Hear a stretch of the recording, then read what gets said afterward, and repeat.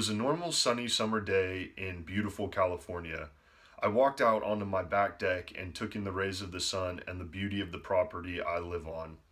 I then looked over at my excited boys playing in the yard, and nothing was out of the ordinary. I was just going to take my boys for a walk through the orchard like I've done so many times before. My boys just happen to be two very large dogs that do not always listen. So first I let my German Shepherd puppy out of the backyard. His name is Houston and he generally behaves a little better than my other dog whose name is Dallas, and he's a giant husky who really does not always behave.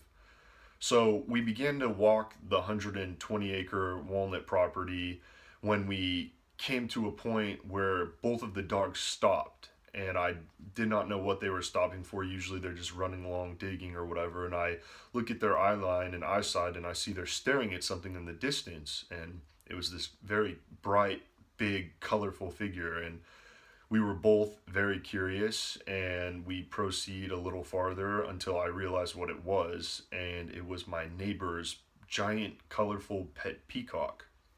And I am just scared that they are going to chase it, and I can tell that they're just drooling over it, really excited and ready to go.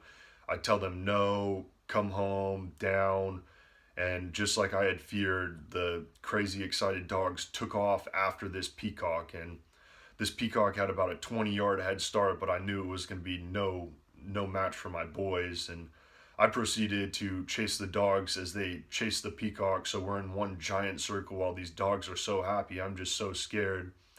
I finally lose them because I can't keep up with them, and I get into my neighbor's backyard and cannot find the dogs when Houston comes running around a corner, and I was very happy, very excited to see Houston until I saw he had feathers in his mouth, thinking, oh gosh, nothing good is going to come from this.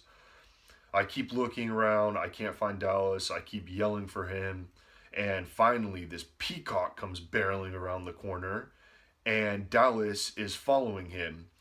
And Dallas, all happy as can be, finally catches up to this peacock and grabs onto it and grabs it in his mouth.